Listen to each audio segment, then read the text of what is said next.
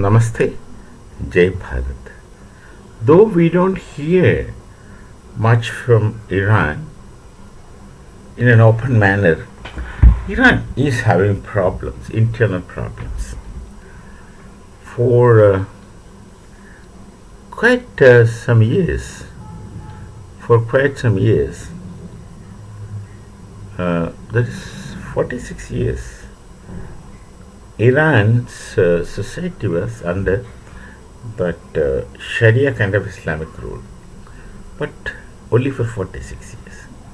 Before that, they were more like the Europeans, and the Persians had their own Persian identity. It's only with the Khomeini regime and Islamization, to that radical Islamization, the society had gone stepped back and made several steps backwards.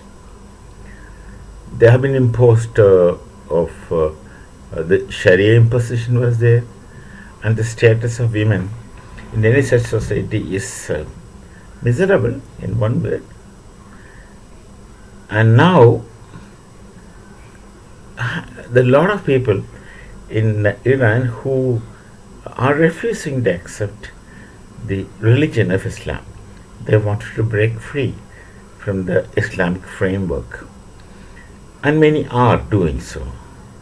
And the women in particular do not want to get themselves clad in black cloth, which is a law as per the Sharia. Parda they don't want to do, and they are accusing and holding their commander supreme, the Khomeini, responsible for this.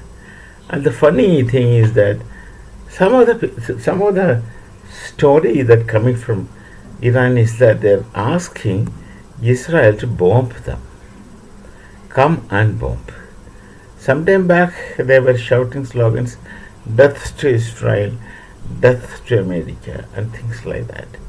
But now there's a movement in Iranian society, and in genuine time, given time, Iran will be Persia again, I suppose.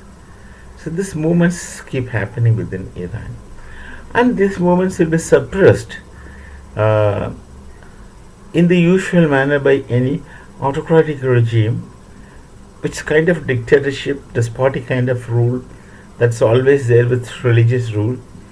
And there will be always the stories of blasphemy, disobedience to religion.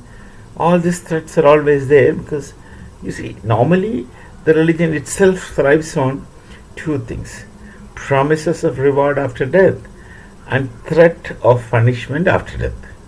If you don't listen to the norms presented to you by God, no matter I am telling on behalf of God, but it's God who is giving you these, you will be rewarded in heaven after death, or you'll be punished in hell after death.